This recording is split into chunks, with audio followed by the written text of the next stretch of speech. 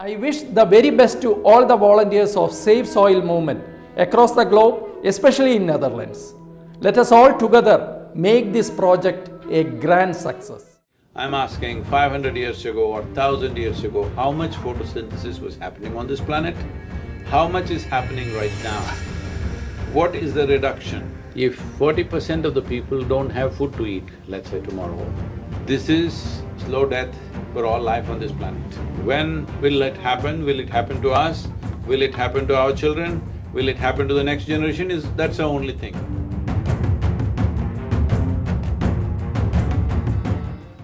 Namaskaram, Sadhguru. I think you already explained about different approaches we can take, but being a digital media company, I want to ask your suggestion regarding the emerging technologies. We have been going through a lot of transformations like artificial intelligence, IoTs, robotics and everything. How do you think these evolving emerging technologies helping the Safe Soil movement going forward? See, any large-scale movement if we have to do, data management becomes an important part of it for effective use of whatever resources we have. I think in that context, artificial intelligence and related technologies will be very useful. Right now, we have this in Karnataka. Karnataka government has given subsidy for every tree that a farmer plants in his land. This subsidy is growth-related. That is, every year the farmer has to take a photograph of the tree and post it on the website. If he posts it on the website, growth-related subsidy, within a few hours, that is within 10 to 12 hours' time, money goes into his account straight away. So now we are encouraging or inspiring millions of farmers to go for this because this is additional income for all of them, and some of them plant only in the boundaries. Generally, we are suggesting at least 10% of your land should be trees. This is not just about trees because trees, if you have enough trees, you don't have to plow the land. The roots will do all the plowing and oxygenation process, and it gives you all the organic content you need, because the organic content can only come from the green litter from the vegetation and animal waste. Animals have gone out because machines have come into the picture, and trees have gone out because many people thought it will eat up all the fertilizer and stuff like that. Today, if you fly from Delhi to Chennai and look out the window continuously, you will see you're flying over a brown desert. 62% of India's land. Wow. The organic content is below 0.5%. That is on the verge of being a desert. Minimum organic content to call soil as soil is 3%. 3 to 6% is a reasonably healthy soil.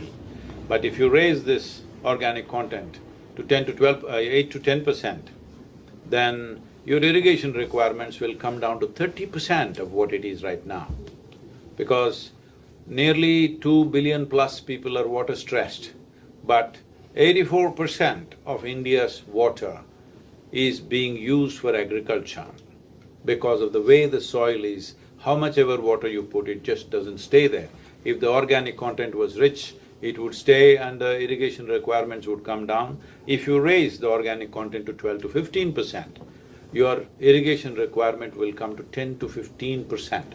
That means if you are right now needing 100 liters, with 15 liters you can grow the same crop. If the organic content was very rich in the soil, that is 12 to 15%. Getting to 12 to 15%, the whole nation may take some time, but a minimum of 3 to 6% is a must. That's what we are looking for in the policy of every nation. Many nations 100% agree with this. Now, how much incentive can they invest, how they can push their farmers, to what extent they will have to financially push it, or what extent other types of incentives can be given. This is something for nations to work out in their policy matters. It's not for us to tell any nation how to frame the policy, but in what direction they should go. For this, we have prepared soil documents based on the latitudinal position, soil types which exist there, economic conditions of a given nation and agricultural traditions. Why agricultural traditions is, you may have all the science that you want, but you cannot change the agricultural traditions overnight. You have to respect and work with that. For all this, data is very important, and how we use the data effectively is important. For this, definitely technology can make a huge difference. Absolutely. As I said, just a picture will get the money into his bank within hours. That is an encouragement, you know. Absolutely. Wow. The soil in the world has reached a certain point where if we ignore it any further, we will be inviting a serious disaster upon ourselves. I've been working on this for over 25 years now in various projects, manifesting things, but what I saw was if we do it as projects, if we do it even as a whole state or river basins, or even if we do a whole nation, it's not a solution. It needs a global response. When it comes to soil and ecology, our national boundaries, regional boundaries, our differences of race, religion, caste, creed, gender, nothing matters, because when it comes to soil, it's a unifying force and it needs to be dealt as such.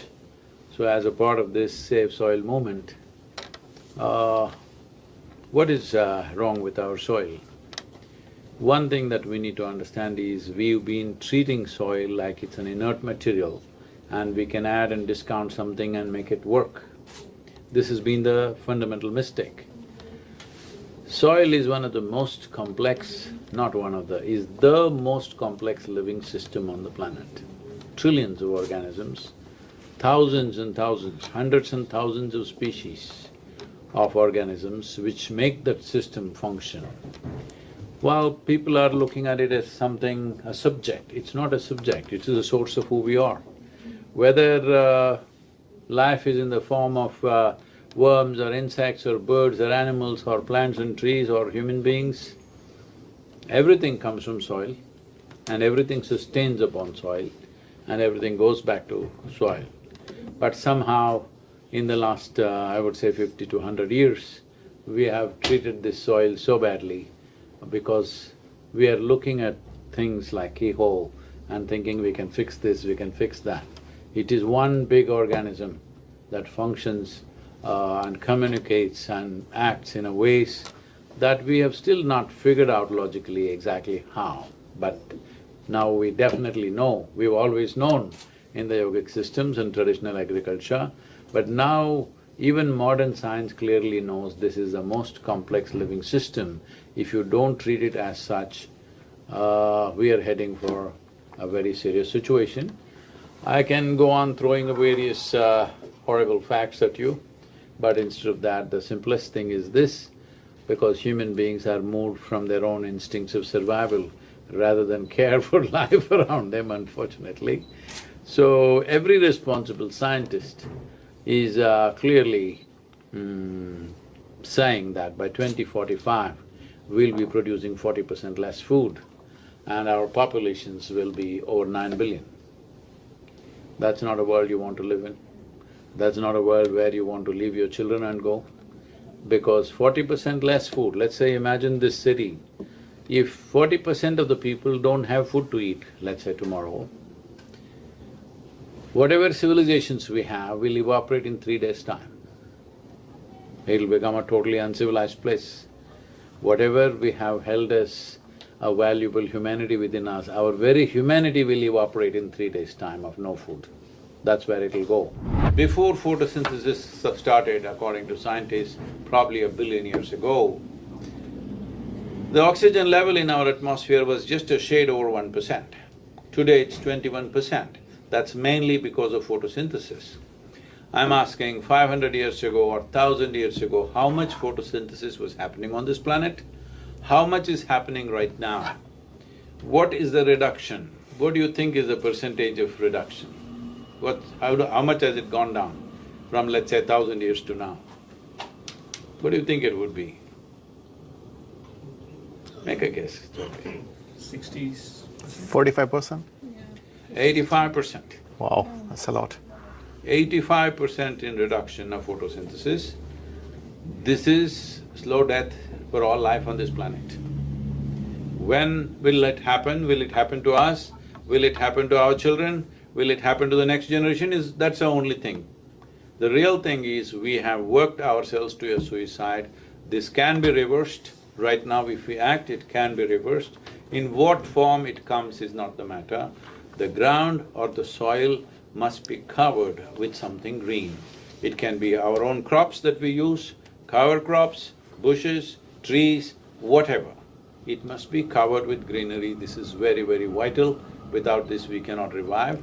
Of course, there are many other technologies where we can do better application and hasten the process, but if you do something as simple as cover crops for all the lands, that no land is left empty, always there is a cover crop. With the right kind of incentives, farmers will definitely do it.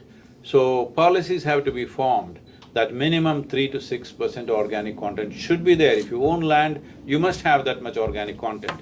It's just like in the city, if you have land, if you have, let's say, 10,000 square feet of land, how much you can build is determined by the state, not by you, isn't it? If you build more, they will come and demolish it. But if you have 100 acres of land, you can plow every inch of it, turn it into a desert in 10-15 years' time. There is no law even to ask you, why did you do this? So we need laws, initially with incentives, with nudges. Well, as things get worse, maybe it has to become mandatory and punitive also. But I hope we don't go there. I feel with incentives we can work this out in the next 10-15 years' time. And that's what the Save Soil is about. This is not against any aspect, any particular lobby. This is not about this industry, that industry. I feel all of us together have brought this planet to this place, and it takes all of us to turn this around. Nobody should be left out. This is not a fight.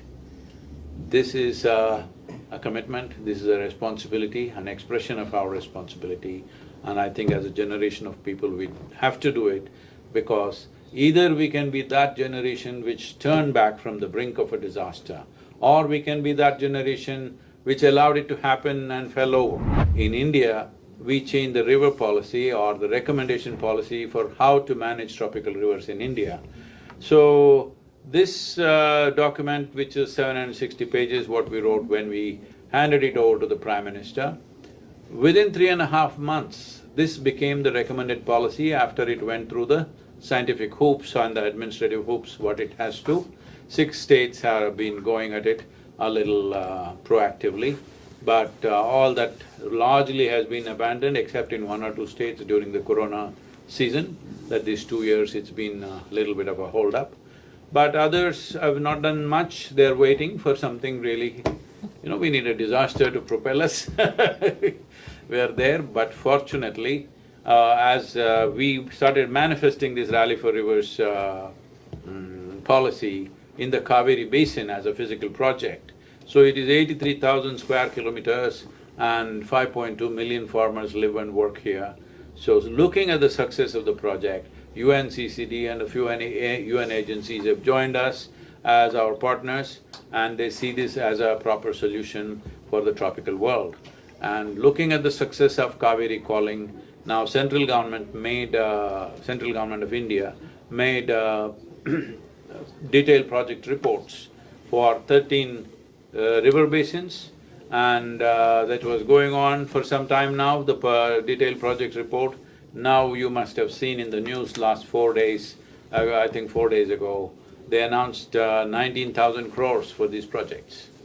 So that is $2.5 billion approximately for these rivers. These 13 rivers account for 67% of India's agricultural land.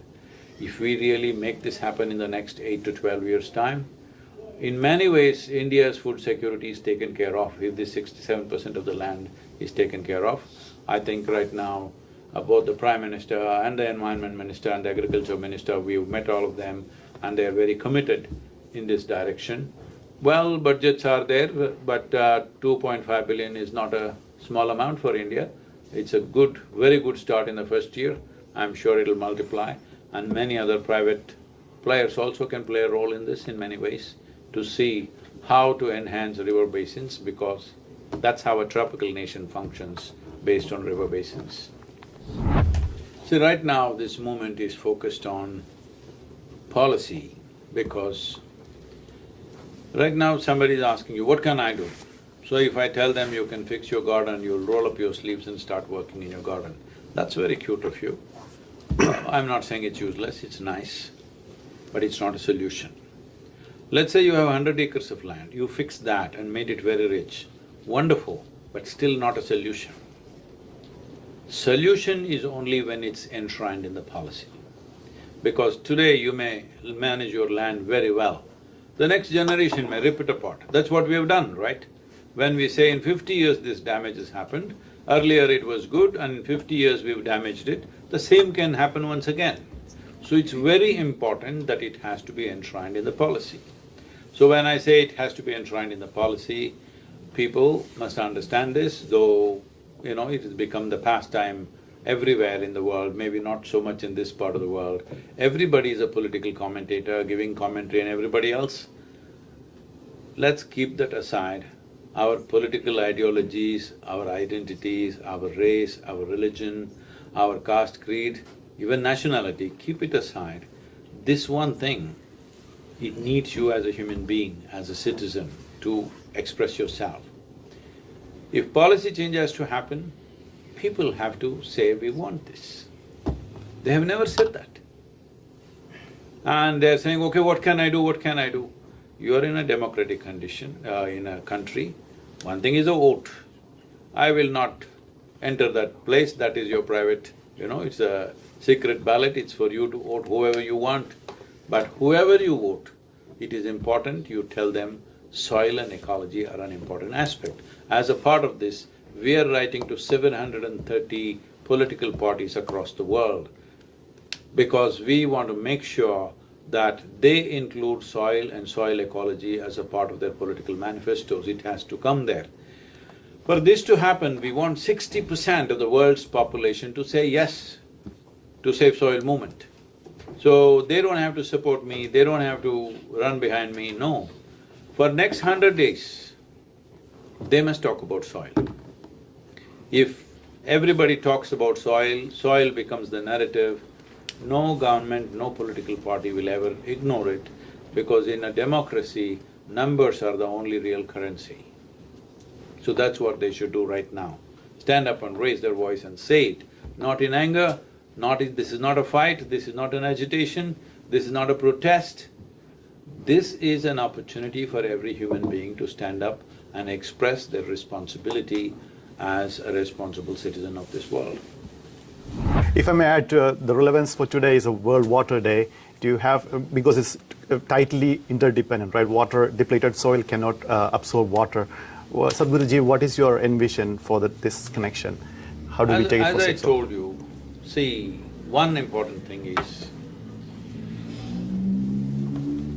how much water you had 1,000 years ago, today how much water you have on the planet, it's not even changed by a drop. Do you think the water went away to Moon or Mars? No, it's there. No, it's here only. It may not be in a place where you want it, that's the only problem, right? Yeah. It may be somewhere else, but it's somewhere here in the atmosphere, isn't it?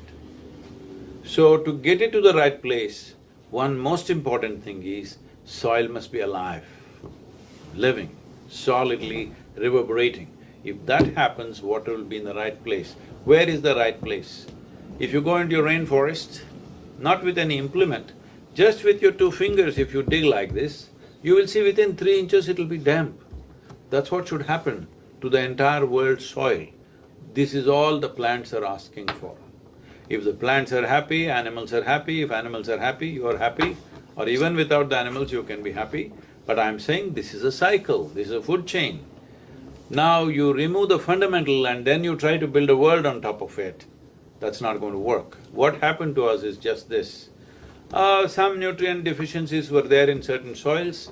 Somebody brought you this powder, which is magic powder, literally it is magic powder, I'm talking about fertilizer. If you throw it into the land, boom, your crops just burst out like that. In many places, the yields went up 300% because of the fertilizer. So how can you give it up? Everybody got very attached to it. But what they forgot was, the soil was rich, little extra nutrient did things to you. It's just like you're quite healthy, but if you go to the doctor, he says your iron is little not nice, your calcium is not nice, okay, I'll give you 2 pills for next 2 months. You took these 2 pills and felt really wonderful tomorrow morning, And then you thought you don't have to eat anymore, instead of 2 I will eat 20 pills and I'll be doing great. This is exactly what we have done with the soil. We need to understand this is not against fertilizer, this is not against anything. Just that keep the soil alive and do whatever you want. Whatever kind of farming you want, you do it. But the soil must be alive. First of all, we must recognize and understand soil is a living system. And we must keep it that way and hand it over to the next generation that way, because we are not here for good. Thank you. Thank you, Sadhguru.